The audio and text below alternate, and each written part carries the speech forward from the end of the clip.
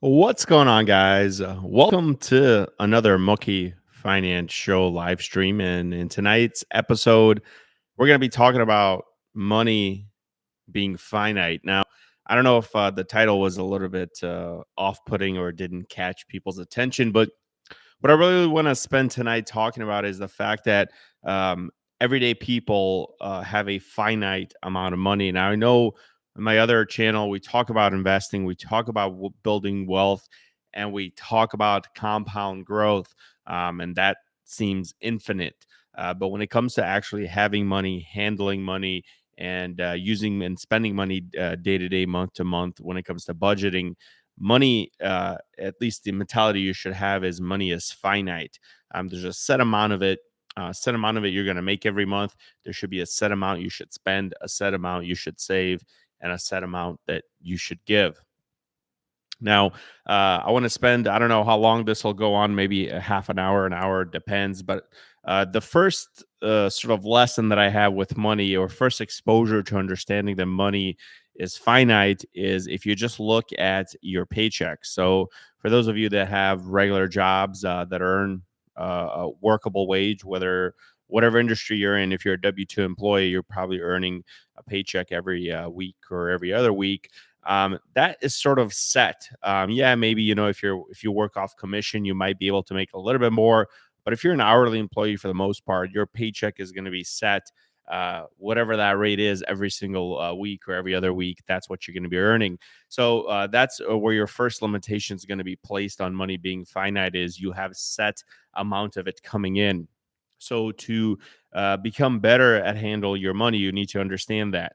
I think one of the things that we, at least with me, that I wasn't taught growing up is that, I was always taught that hard work will get you more money.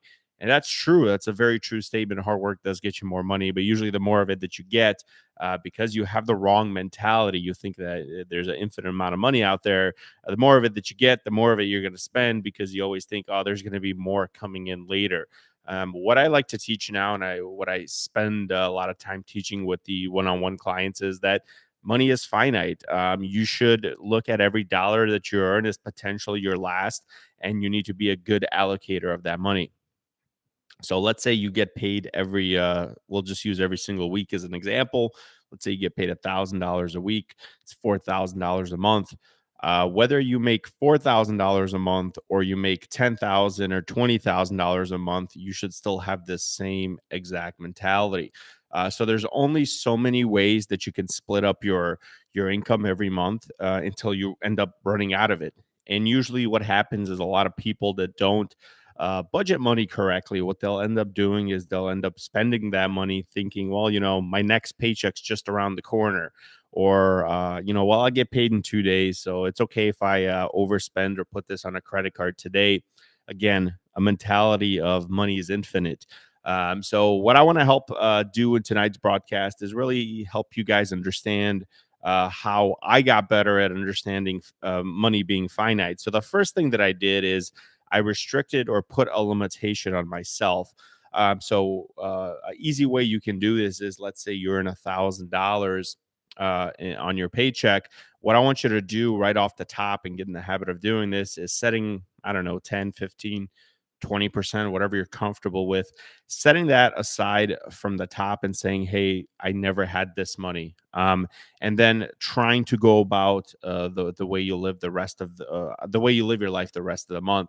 And what this helps me do is it helps me again understand that I'm putting money away for a bigger purpose, and that money that I'm putting away, I almost treat like it's money that I didn't have in the first place. So it's I think I've heard it called before a scare like a scarce mentality, where you're kind of making yourself feel poor on purpose. And this is kind of what I've done and it's helped me become successful. Now, it might not work for everybody. Some people don't like the idea of others telling them that they shouldn't spend their money, and that's fine. I've run into people that get really upset when I say, "Hey, maybe that item that you just bought isn't bringing you any kind of value. Maybe you should reconsider purchasing something else." And again, they're of the mentality of, "Well, money's infinite. I'll just go ahead and make more."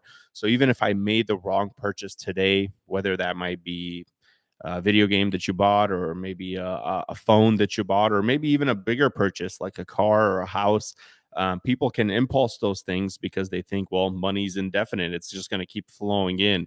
And what I'm here to report is that when you do those types of things, no, money doesn't always come flowing in.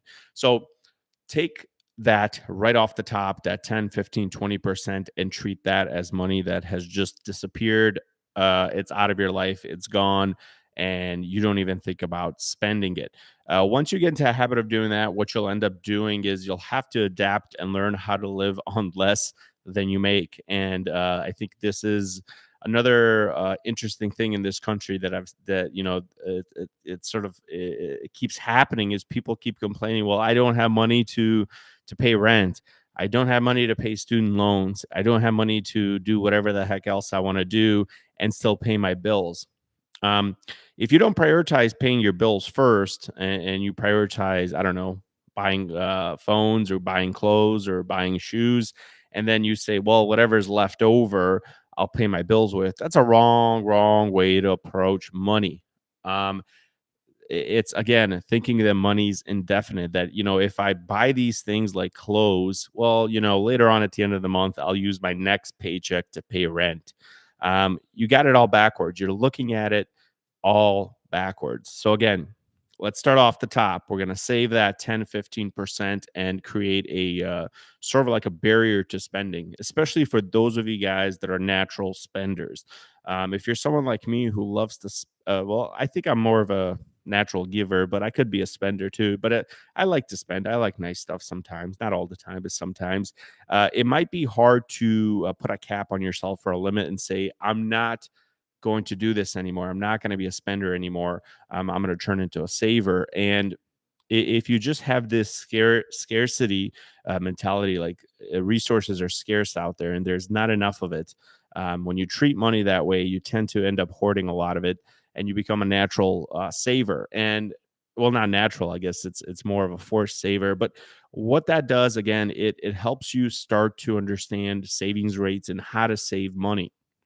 Money's not that difficult to figure out if you just prioritize your fixed bills first, such as rent, your car payment if you have one, your car insurance, food, stuff like that. Well, I guess food could be more variable, but if you prioritize variable and fixed needs to survive, and you don't prioritize wants to such as clothes or phones, or I guess more fancier cars or whatever else you're spending your money on. If you don't prioritize that and you prioritize your needs, you're going to win with money pretty quickly.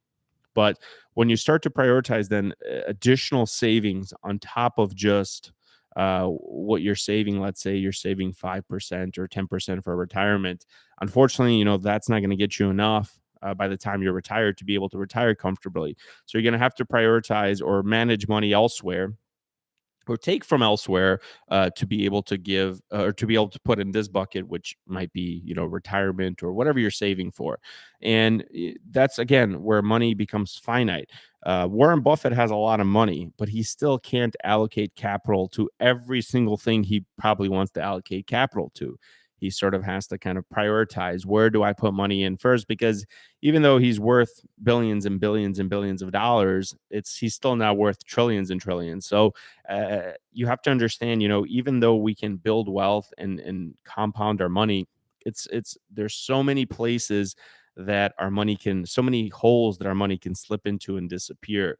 So have this again mentality of scarcity. I'm never gonna have a lot of money or enough money to be able to have everything that I want. And sometimes too, a lot of the things that you want, you're thinking of maybe in the short term. Oh, what's a good one for me? I want a new pair of glasses, right?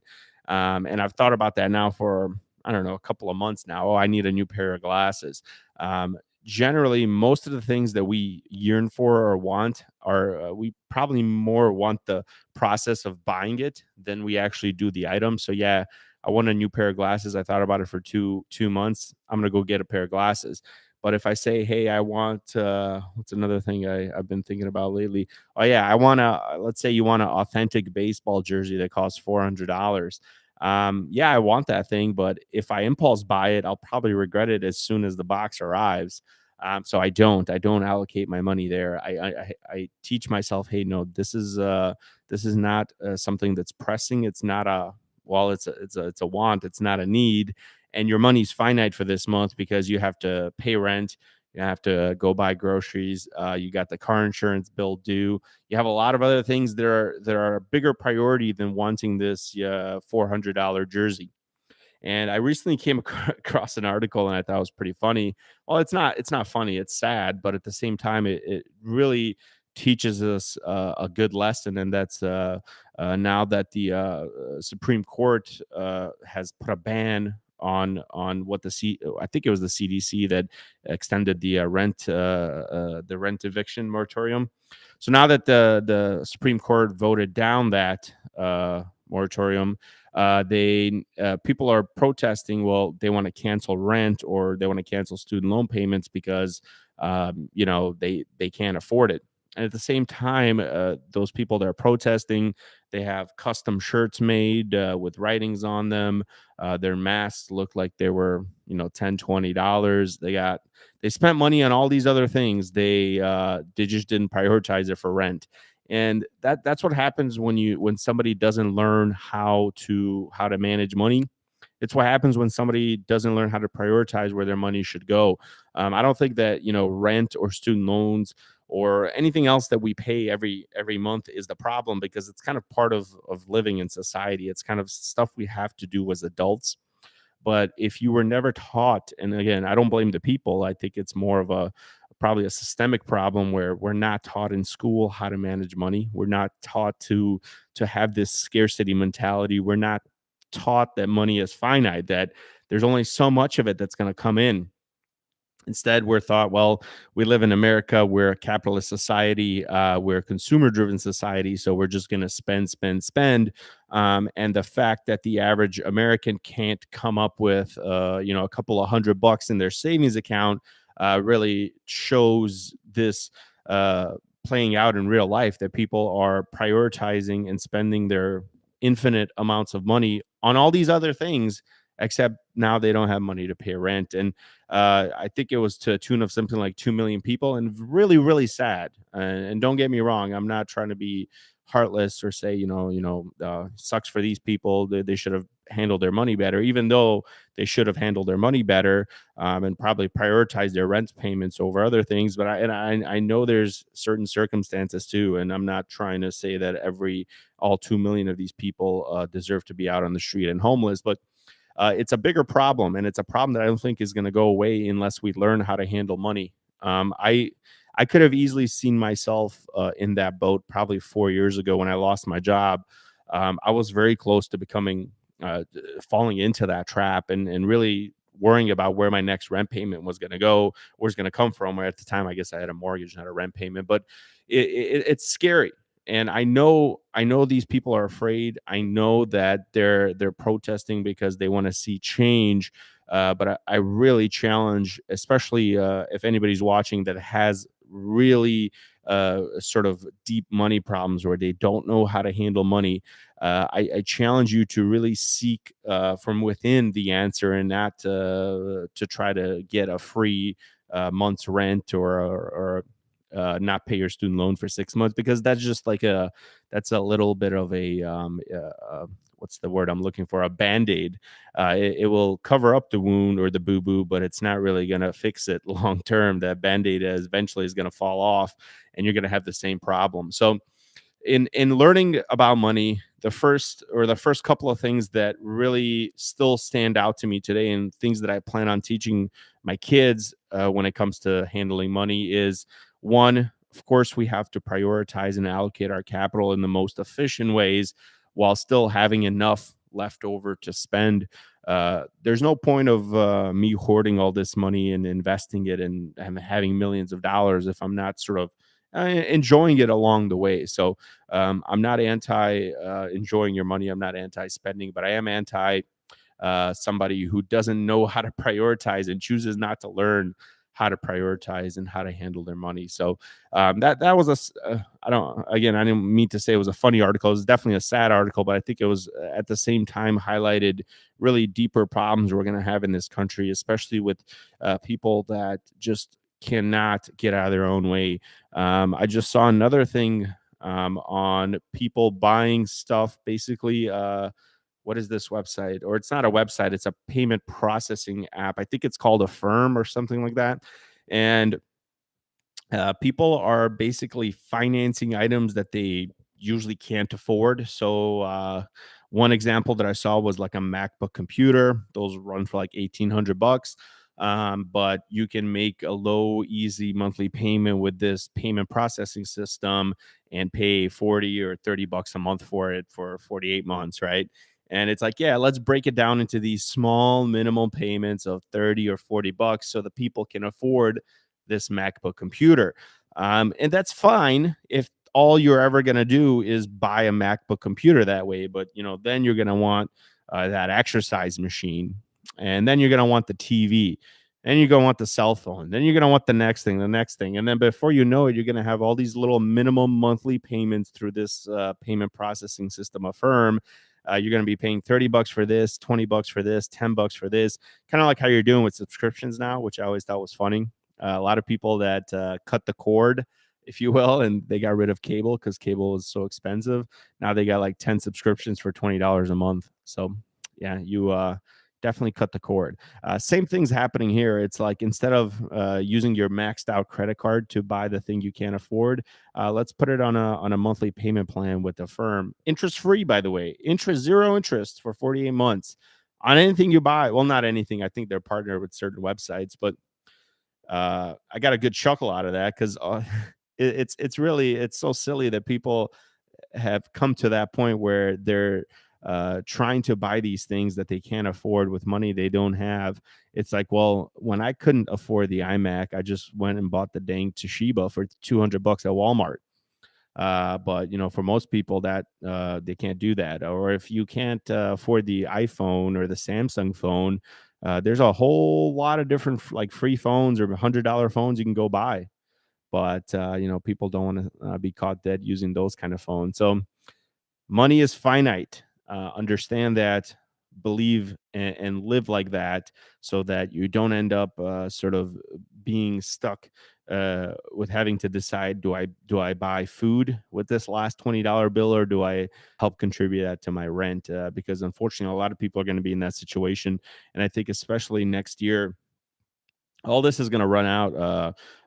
All these sort of coronavirus sort of band-aids that the government's put into place, all that's going to run out next year, just because it's not sustainable. And then people are going to be faced with reality. What do I do now?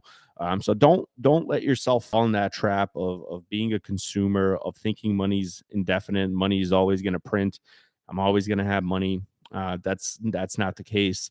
While I'm not trying to scare you, and I don't want you guys to go out there and live your lives in fear that you're going to run out of money, because I know a lot of the people that watch me, you guys are sound financially. You're not struggling financially, but don't think that it'll stay that way. Because for me in my life, in my short adult life, that I've been an adult and on my own for the last 11 years now, I've had ups and downs. I've had years where I had a lot of money, and I've had years where I didn't make any money. I mean, I've had years where I had to go be a janitor and clean toilets, and that's somebody with a college degree. But again, nothing is above me. And when I treated money like it was indefinite, like I would always have it, unfortunately, I did a lot of dumb things. I spent a lot of money, and I didn't prioritize where I was allocating my money. And I'm living proof that even someone who is somewhat well off couldn't fall from the top and really come down to earth and get a rude awakening. And I still thank God to this day that happened to me, because it really helped show me that the way that I was handling money, or the way that I thought, well, not the way I thought, the way I saw everybody else handling money around me, I thought that was the right way. I thought it was normal to have a credit card, to have a car loan. I thought it was normal that, everything that I bought, I financed. I freaking financed my couches. I financed my furniture. I'd go to Best Buy and get a TV and open up a Best Buy credit card for no interest and finance that because I'm beating the system. And before you know it, my whole world around me started to collapse because again, for me, money was indefinite. It would never stop coming in ever. There was never a doubt in my mind that I could lose my job and money would stop coming in. And unfortunately, it happened. And I got a rude awakening in 2017 to money's finite.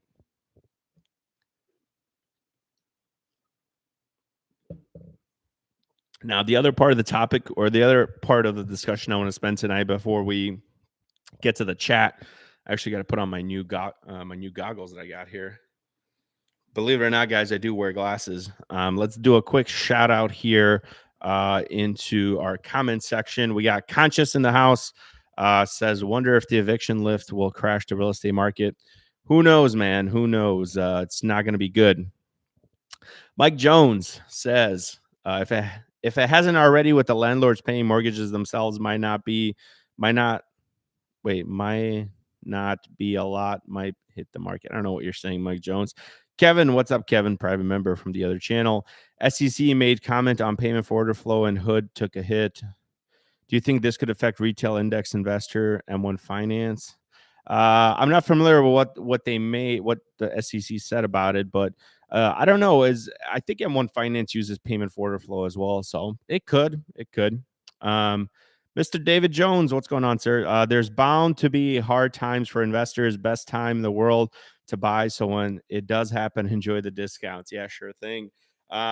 Yeah, I don't know, Kevin, about the payment for order flow that the SEC made a comment on that, but I mean, yeah, it's that's another thing too. It's so funny. It's like, yeah, we'll give you free trading, which is what Robinhood claims they do, but they're making sometimes they're making like up to 8 or 9 pennies on the transaction from you if you're putting in like a market order, and they got 22 or something like that, 22 million users. So and they encourage people to trade. So Robinhood's making a killing. If it probably would have been better off for investors if they just got charged flat commissions like they did in the past, where you would have to pay $5 or $10 for a trade, which I know it seems unreasonable, but think about if you're investing in the 90s and 2000s, or that's more like 2010 what you were paying. But if you're investing back then, you didn't, just trade because there was this sort of a commission fee that would hit you, so you would less likely trade. And now with Robinhood sort of advertising it as commission free, even though it's not, they've created little monsters, 22 million of them, who are just executing these trades, and Robinhood is really cashing in on its own customers, which is kind of sad to see as well. But it's kind of the times we're in. It's people think this is again, it's never going to stop. We're always going to have green markets. We're always going to have a lot of money. We're always going to be wealthy, and I think that's a scary way to think. I like to think more on somewhere in the middle ground. Maybe I'm not going to have and nor do I need to have hundreds of millions of dollars, but I'm also going to make sure I have and always think in the back of my head, hey, I have enough money for a rainy day fund, and I have enough money if all this goes sideways tomorrow. Because believe it or not, even if we don't want to think about the worst case scenario, unfortunately, sometimes the worst case scenario unfolds itself.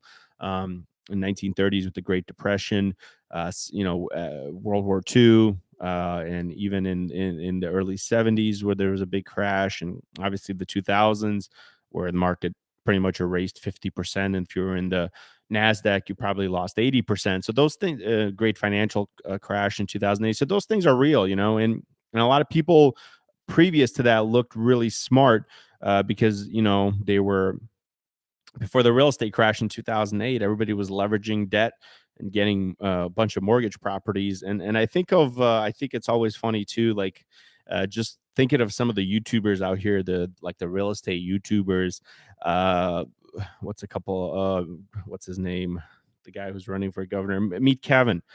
So Meet Kevin, he pretty much got rich in the greatest real estate bull run ever, and he did it by leveraging real estate. And Now he's got a successful YouTube channel. He's running for governor in California. But I think what would happen if Meet Kevin was trying to do that basically in the 2005, 2006 market, he would have gotten wiped out in 2008. So a lot of that stuff works until it doesn't. And I'm here to report that I've been to the top and I've crashed from the top down all the way down, and now I'm going building myself back up to the top, and I'm doing it the right way this time with money saving principles and money spending principles that I know for a fact work. I've tested them over the last 3 years, and they haven't led me astray in a good market. And even though maybe I could have probably leveraged a lot more debt and been wealthier than I am now, I know that when the bad times come, I'll be better off for it. Sorry, guys, I got to put on my glasses here to read these comments. I'm blind as a bat. Don't have my contacts in. All right. Do you think the market will thrive once we put COVID behind us? We had such a crazy run during the pandemic. The S&P 500 keeps hitting records. What's your outlook for the next 3 to 5 years? That's from Dominicas Norakia. I'm sorry if I butchered your name there. I mean, asking for my outlook is like asking the weatherman if it's going to rain tomorrow. I have no idea what's going to happen 3 to 5 years from now, and anybody that tells you they do, they're probably lying to you. But um I don't know. I was kind of excited. I don't want to say I was super excited, but I was excited in March of 2020 to see some depressed stock prices and to see the market falter a little bit. Of course, the Fed kind of stepped in and said, "Hey, we're not going to let the market collapse. We're not going to let banks go insolvent and all that." So there was a lot of QE stuff going on that really helped pump the market back up. What's going to happen when the Fed pulls back again? I don't know. I mean, eventually they're going to have to, right? They're either going to they're either going to print so much money that the dollar is going to be worthless, or they're going to just let this thing kind of run the way it's supposed to run. And I think the way it's supposed to run, at least how I perceive it, is there should be, for a healthy economy, for a growing economy, where you expect to see a healthy GDP growth, you should have these cycles where the market corrects. I think anytime that credit becomes so readily available that it's so cheap to take out credit, you start to run into a problem with the financial institutions, because the way the banks make their money is through interest, right? And when the interest rate is so low for so long, it's not sustainable. So eventually, yes, yes, I can guarantee you there's going to be a market crash, but 3 to 5 years, I don't know. It could happen tomorrow. It can happen in 5, maybe 10, maybe 15 years. Uh, uh, Being a sort of a student at the game, here's an interesting period that I'll share with you as far as predicting market crashes. So in the 70s, a market crash happened in 1973 and 1974. Basically from 1974, from 1975, if you will, outside of October of 2000 or of 1987, October of 1987, that Black Monday, I think it was called. Outside of that, there was no market crash for like 15 years. So if you want to count, let's say the recovery from 2011, if you want to count that as the recovery, and if you want to count the COVID March of 2020 crash as sort of October 1987, the flash crash, there was again 15-year period. So where are we at? 2011, so 2021. We're only 10 years, so maybe 5 more years of a booming market before it all comes crashing down. But eventually it will, right? We just don't know when. So that's sort of my outlook there.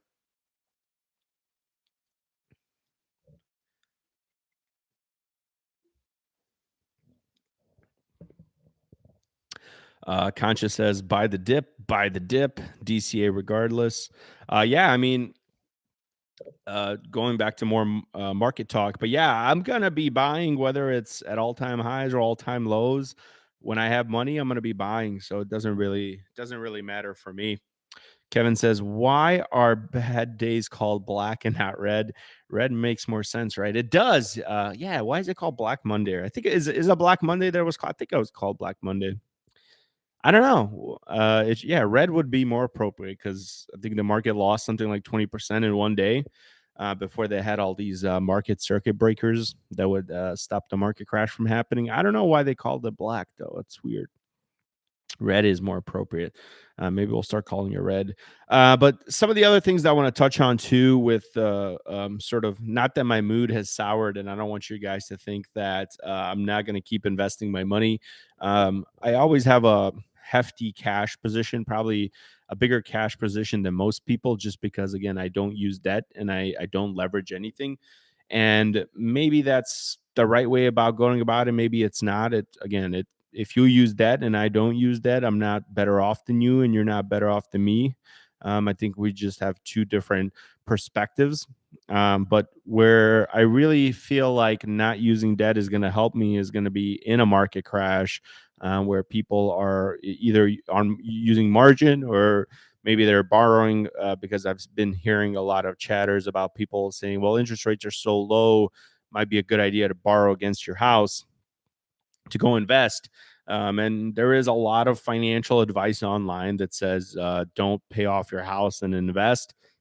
And yeah, I mean, the math works for that, but do not put yourself in a position where you're going to be, again, overextended, over leveraged, because bad times will happen and they could potentially wipe you out. A lot of people that invest on margin, if they get a margin call, usually they're not going to get a margin call when the market's up. They're going to get a margin call when the market's crashing, and it really, really, really will put you in a bad position. And do not try to outsmart yourself. That's kind of my advice there. Conscious says, never heard anyone complain about not having a mortgage. That's a very good point. So I've been mortgage free now for 2 months, 3 months. I'm loving it. Man, I need a beard trim. My beard's all over the place. Yeah, I've been mortgage free now for a couple of months, and I'm not complaining. I'm actually really happy. I'm in the position that I'm at. Again, every day I wake up very blessed, very thankful for everything that I have and everything that I've been able to accomplish. But at the same time, I keep living by the same principles. Nothing for me has changed. Whether Another funny thing is whether my YouTube channel gets to, let's say I have 1 million subscribers and I'm starting to make millions of dollars just from YouTube, nothing is going to change for me. It's not like all of a sudden, well, now that I have $1 million, I'm going to change the way I've been doing it. Absolutely not. When you have a process and a system that works with money, you stick to that till the very end, and that's kind of where the way I plan on doing it. If anything, the more money that I have, that just means I got more money to give away, which would be a blessing as well. Conscious says peace of mind is also an underappreciated mindset, especially in a bull market. It is, because you'll see people out there that are getting the 100, 200% gains like we had last year. And you for a lot of people, I think FOMO gets real, and they start to worry about, oh my god, am I missing out, am I missing out? And here I am just chugging along. Last year I made what, 22%. This year I'm up something like, I don't know, where was I at, 25, 26%. Not crazy numbers, right, to some of these people that have made hundreds of percents.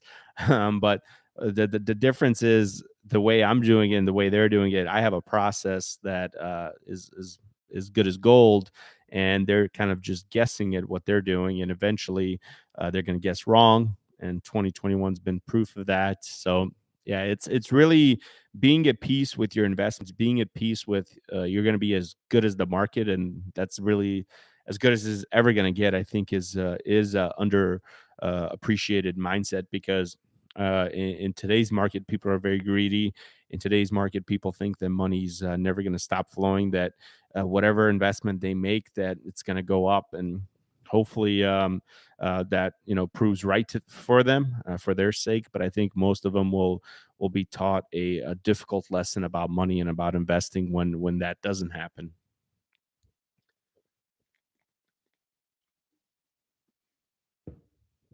Oh man, I love, by the way, that this channel is not monetized, so I can kind of just not have to worry about what the algorithm is picking up, I can just kind of talk freely, which makes it a lot easier for me. Another question here, or is this a question or a statement? It says, and again, I'm sorry if I can't pronounce your name, Dominic. I'm not even gonna try. I've been transitioning more into index funds from stocks. I've been working for a year in a treasury field, so I contribute into my 401k. 82% what is that? VINIX, 18% VSCIX, and Roth IRA 100% FSKX. It's a peace of mind. Yeah, it is. And I don't want to sound like I hate stocks and that I'm anti-stocks. Believe me or not, I'm not. But I think it's kind of silly that um, we don't have time to be professional stock pickers. And I kind of live and breathe the finance stuff, and I don't have time to go evaluate individual stocks. So it's a good thing that you picked index funds because they're going to help you stay the course. One, and they're probably going to build you a crazy amount of wealth, especially when you use avenues like your 401k and your Roth IRA, where you're using tax advantage accounts. I don't know if your 401k is a Roth, um, but if it is, and if you're not making a lot of money and you don't mind that you're not getting the tax break now, might be advantageous to max out that if you have a 401k Roth option. But if not, even if it's a traditional 401k and you still got your Roth IRA, that's still a good mix. But it is a peace of mind, and it's going to build you a whole heck of a lot of wealth over the next 40, 50 years if you just stay with it.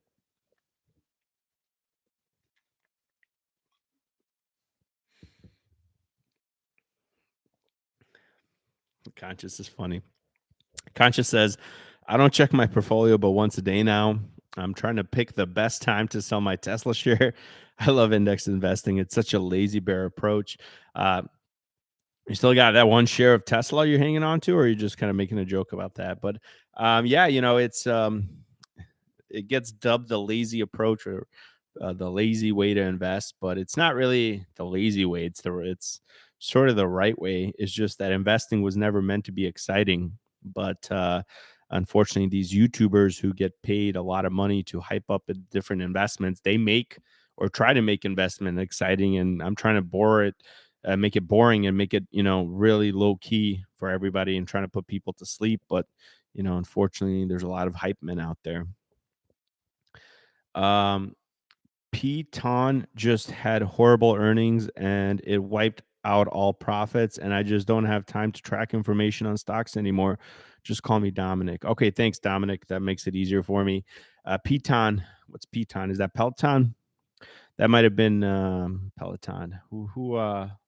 There's a YouTuber pumping Peloton, or yeah, somebody's pumping Peloton. I've heard of her. I've seen thumbnails. I don't know. I don't know who it is. Yeah, and it's just look, man, it comes down to it's so simple when it comes to investing. It's like, okay, Peloton. Um, what the heck is Peloton? They make bikes. Do you really think that in 2020 numbers for them are realistic? Because probably everybody on the planet was buying bikes because they thought the gyms were going to be closed for 5 years.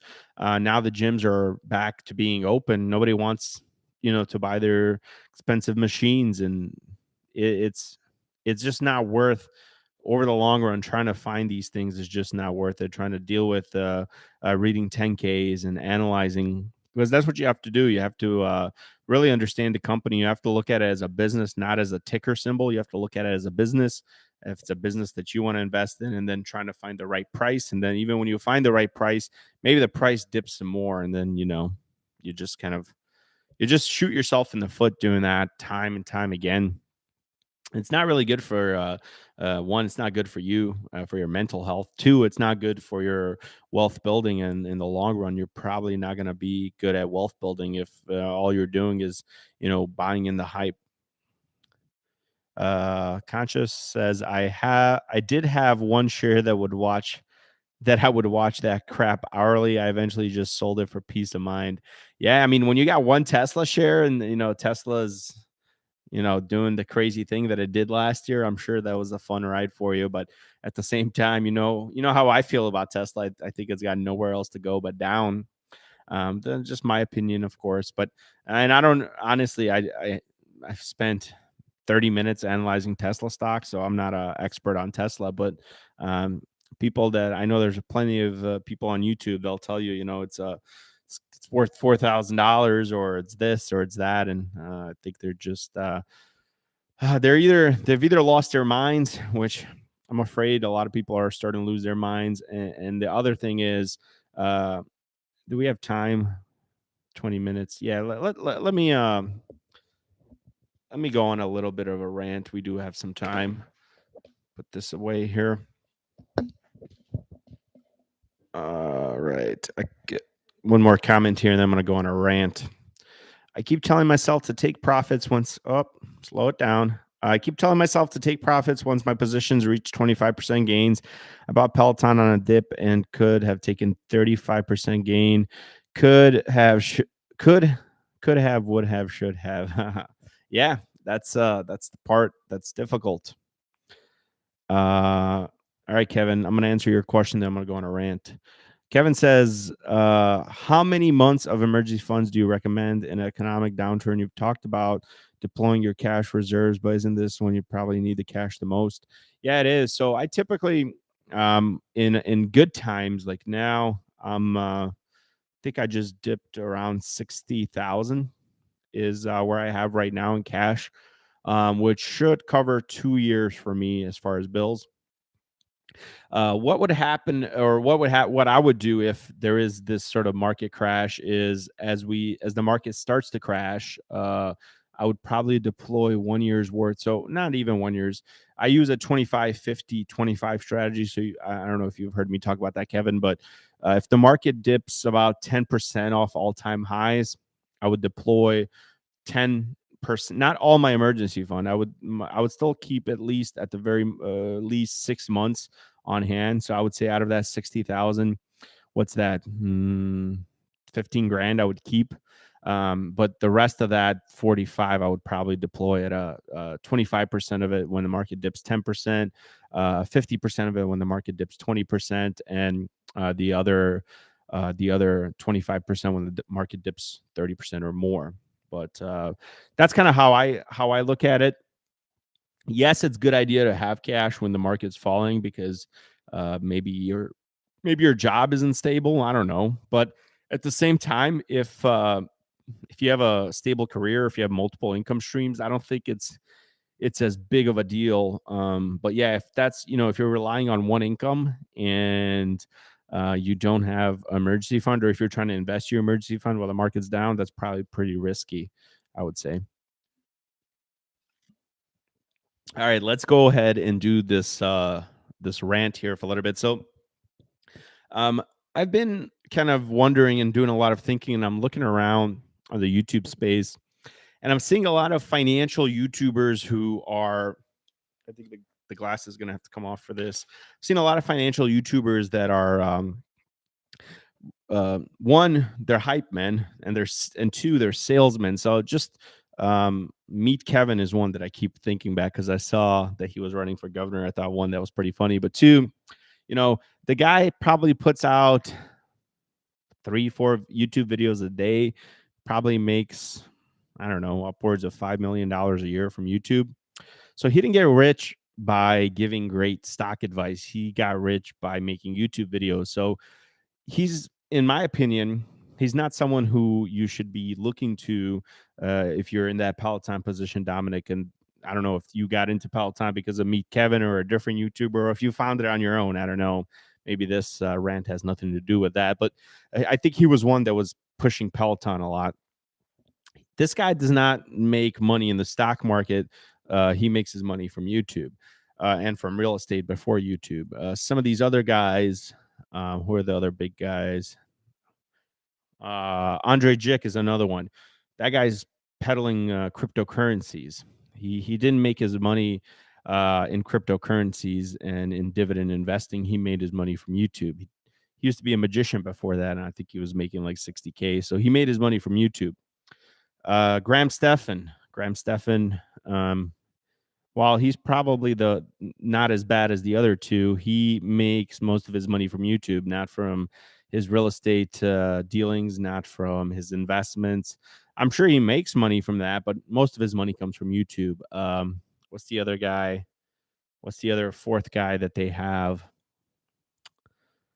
Jeremy. Jeremy, financial education. He probably makes most of his money from YouTube. I know he had a big Tesla position, but previous to that, I think he what did he worked at like a gas station or something like that. So these guys all are really good at selling at making YouTube videos about personal finance.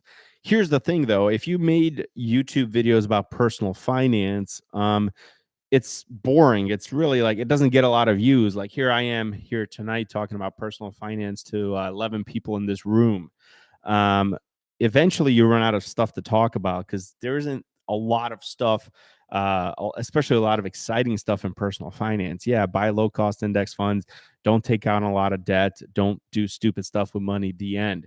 But that wouldn't make for a very successful YouTube channel. So these guys all push the realm of what gets views at all costs possible.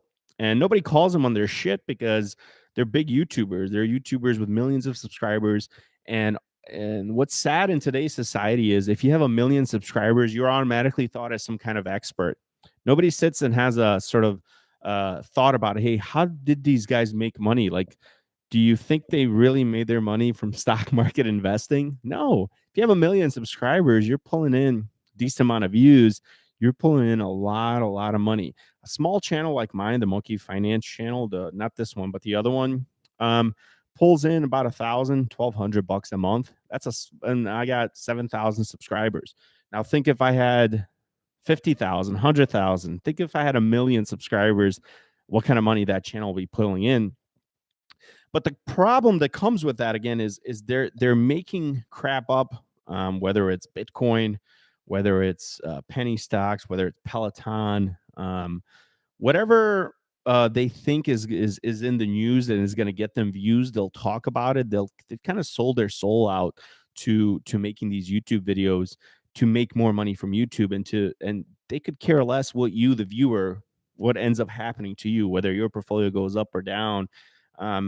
Really doesn't matter to them as long as your eyeballs are on their video and you're watching their stuff. That's all that matters. And that's sad that we're in a reality like that where every big YouTuber that talks about money is talking about shit. They're talking about crap that you should never ever put your money into. And a lot of us little guys, and I'm gonna keep fighting the good fight because believe it or not, I still haven't sold out yet, nor do I plan on selling out. Even if I only ever reach 10,000, I'll be super happy that I got 10,000 people to listen to me. But I'm not gonna sell out because it's not about getting the most amount of views or making content that will get the clicks. If I'm here to educate people, I'm here to teach people this is the way to do it. And my portfolio that I've grown has not come from YouTube. Making $1,000 a month on YouTube is not life-changing money. Most of you guys, because this is for the most part, my full-time gig now. Most of you guys probably that are watching me make more money than I make. So I'm not making a killing on YouTube and then taking that money and putting it in my portfolio and making my portfolio grow that way. No, I'm doing it the way that everybody else is doing it out there. I'm working hard, trying to save as much of my income as I can and invest it the right way and not look for shortcuts and really not try to lead people astray. For the longest time, I had a problem of opening up that private Discord to charge people for that because I'm like, man, I'm not bringing value to this. I feel like, the $5 a month that I take from people, I'm like, man, am I really bringing them any kind of value? But then at the end of the day, I thought about it. I'm like, well, I could be pushing a $1,000 course down people's throat, or I could be pushing my coaching business down people's throat, but I don't do any of that. And this $5 membership thing is like, I think Conscious, you put it a good way that put me at ease. It's kind of like a donation or have a beer with me kind of thing, right? You $5 will buy me a few beers that I'll drink live on the air, and we'll talk and kind of get to know each other better and all that. So I think it's a fair way for me to trade my time with people. But at the same time, what really drives me berserk is when I see other financial YouTubers sort of taking advantage of the money and really following the money and not following their heart or following what's best for the people that are actually watching them and making that money. Because believe it or not, when you guys watch us here on YouTube, just by you guys watching, I'm not on this channel is not going to be monetized probably ever, but if it does get to be monetized, it won't make much, just because it's a live stream channel. But when you guys watch us and those ads play, it's like half a penny to a penny per ad that you see. Now imagine, if you're getting, I don't know, 50, 60,000. Well, no, those guys are probably getting 100,000 views a day. Imagine, those half a pennies, they keep adding up. And some of these guys might be making 5, 10,000 dollars a day easily, depending on how many views their channel gets. So everything has turned into views. Everything has turned into just get garbage out there, see what sticks, and it's really disappointing. It's really not the way you should be building your wealth. So um, I think the good ones, there's still good YouTubers out there. I'm not saying any like everybody out there is bad. A couple of people that I watch, like what's their name? Uh, not yeah, the Money Guy Show. What am I trying to say? It's Bo Henson and what's the what's the other guy? Spazzing on his name. The Money Guy Show. Those guys are financial advisors. And you know how I feel about financial advisors. I'm not that fond of them, but those guys I appreciate because they give you the stuff straightforward. Um, they teach you really good investing principles. And they're not there saying, "Hey, buy my course," even though they have a course and they have a fee only service advisory service. They're not pushing that on you. They're kind of giving you a lot of free knowledge, and they're a good resource to have.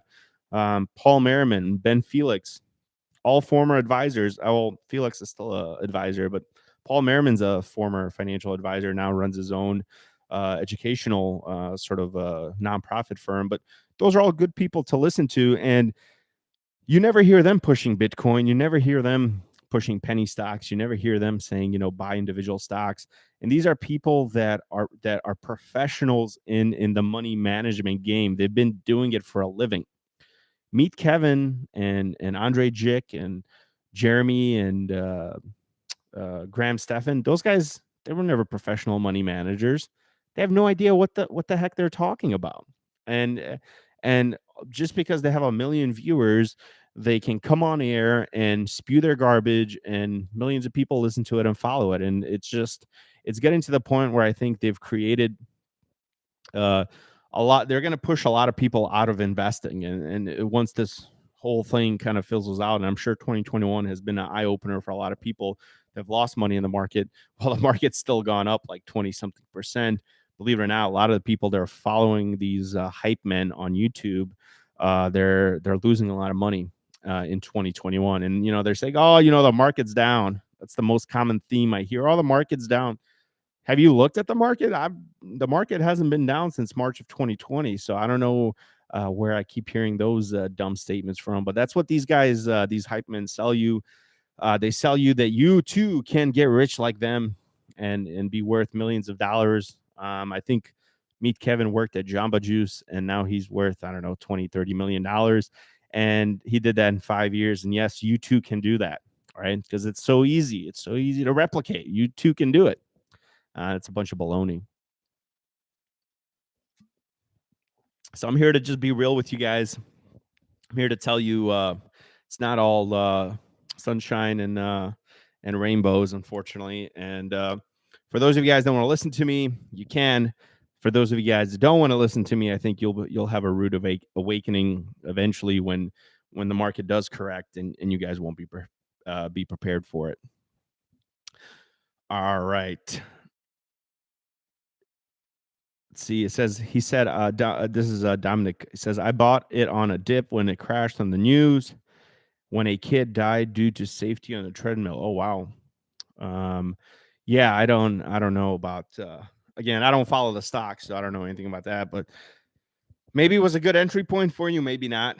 um it's still it really, it just boggles my mind that we're talking about um a stock that produces exercise machines, and that is something that people have been told that this is how they build wealth. So it's kind of I don't know. It's kind of silly to me.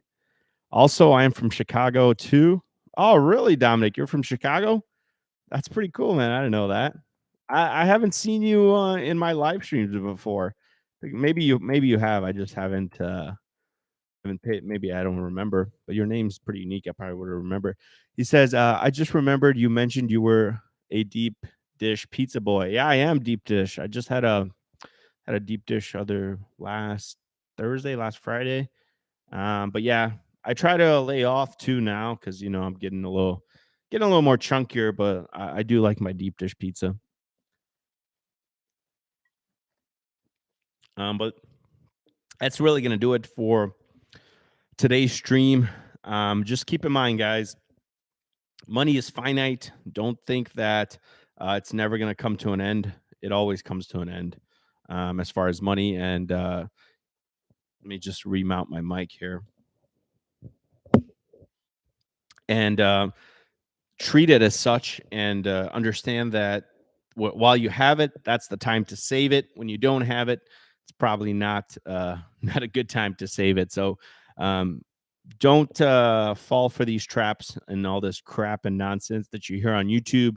Um, a lot of that stuff is, again, you have to sit back and peel the onion back and understand that a lot of these people are making money off your views, not necessarily because they're good investors. Their portfolios are not growing because they're good investors. Their portfolios are growing because their YouTube income or their real estate dealings or something outside of the stock market is growing their portfolios. I watched one of your videos on the main channel. I watched two of your live streams, but this one I actually got time to chill. Nice, yeah. So, um, it's good to come in and chat it up with you guys. That's probably my favorite part of these live streams. I know this second channel is not going to get a lot of views, and if we build it up, we build it up. But if you guys are from the main channel and you like the stuff that I talk about, that kind of everyday finance stuff, then come on this channel. You get to interact with me. We get to be at a more chill environment. I always will have my cervezas handy, one or two, of course. I don't want to push it. Then I might start to blab way too much. Concha says, "Are there names?" Uh, oh, the Brian Peterson, Bo Henson. Yes, the money guy guys. Yeah, sorry, I spaced out on their names earlier when I was talking about. But yeah, I listen to their podcast. So I always I always have their podcast on. I love doing when they do their shows like average net worth by age or average debt by age. It just really, those guys. They're good teachers. That's all I'm gonna say. And I listened to them for a long time. I've probably been listening to them even before I started my YouTube channel. Yeah, I started listening to them even before I started my YouTube channel. So definitely good people, and they give really, really good advice. Again, I'm not going to agree with the financial advising part, but I'm not gonna dock them for that. If anything, they get some more credibility points for being real advisors, unlike a lot of us here, myself included, that come on here that might be sharing their journeys, but by no means are we professional money managers. We just know how to manage our own money. So that's gonna cut it for tonight's live stream, guys. Let's see here. They're pretty good. Foo is a decent concept. Yeah. Financial order of operations, I think is what they call it. Yeah, that is again, one thing I don't agree with him is the use of the credit card and the use of car loans. I know they say what is it, three, or was it 8-3 something? They have a system for their car loans, but some of the stuff, again, we don't have to agree on 100%, but for the most part, they give good advice. All right, last question, then we're gonna cut it here. Dominic says, ever plan on having calls on your channel with other people or viewers? I do. Yes, I am still a little bit of a cheap ass when it comes to investing in my business, but I'm trying to set up this streaming software where I'm gonna have. I would like to have like Zoom calls where I can have like two side by side. So it'll be like a video call instead of a phone call. Well, I guess it could be a phone call too. I just don't have to turn on the video for you. But I would like to bring you guys, the viewers, on and us to chat it up live a little, 5-minute stint if you have a question or two you want to ask me live. So yes, that is coming. Just give me maybe another couple of weeks to get my software set up. All right. That's going to do it, guys. Thank you so much for watching. I really appreciate it. Hit the thumbs up button on the way out and subscribe. I'm sure you're probably subscribed if you're watching, but subscribe if not. Maybe share it with one friend who wants to come and learn about money. Not the hype way. I might put you to sleep, but it's the good way to learn about money. At least I think it is. Thanks for watching, guys. Have a great rest of your night. And as always, remember, move obstacles, keep investing.